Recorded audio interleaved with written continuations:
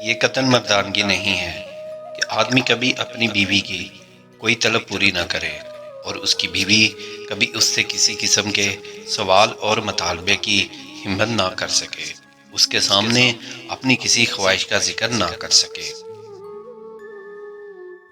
یہ قطعاً مردانگی نہیں ہے کہ آدمی بیوی کے سامنے ہمیشہ اکڑ کر رہے، کبھی اس کے ہونٹوں پر مسکراہٹ نہ آئے، ہمیشہ پیشانی پر سلوٹے رہیں۔ انسان پر برا وقت تب آتا ہے جب وہ خود کو دوسروں سے بہتر سمجھنے لگتا ہے۔ ہاتھ پکڑنے اور تھامنے میں بہت فرق ہوتا ہے۔ پکڑنے والے کی پکڑ چاہے کتنی ہی مضبوط ہو، وقتی ہوتی ہے، جبکہ تھامنے والے ہاتھ تاحیات ہوتے ہیں۔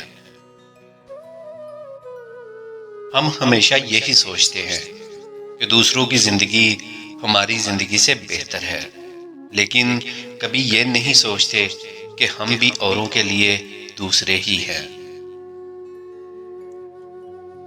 لوگ بے جان چیزوں کے ٹوٹنے پر برہم ہوتے ہیں، اداس ہو جاتے ہیں، لیکن انسان کا دل توڑ کر کبھی کوئی برہم ہوا ہے نہ اداس، کیونکہ ہم لوگ چیزوں سے محبت کرتے ہیں، انسانیت سے نہیں۔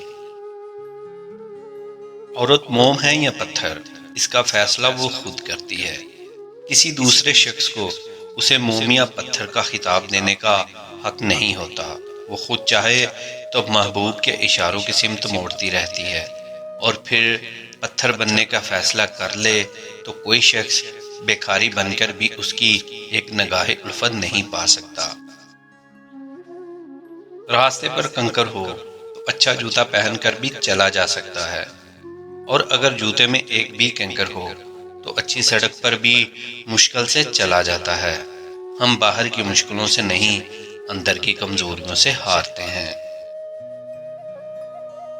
عورت کو کبھی محبت نہیں ہوتی، اسے بس ہوس ہوتی ہے چاہے جانے کی، ہوس کہ اسے چاہا جائے، اور جو مرد اسے اپنی چاہت کا یقین دلانے میں کامیاب ہو جائے، عورت کو اس سے محبت ہو جاتی ہے۔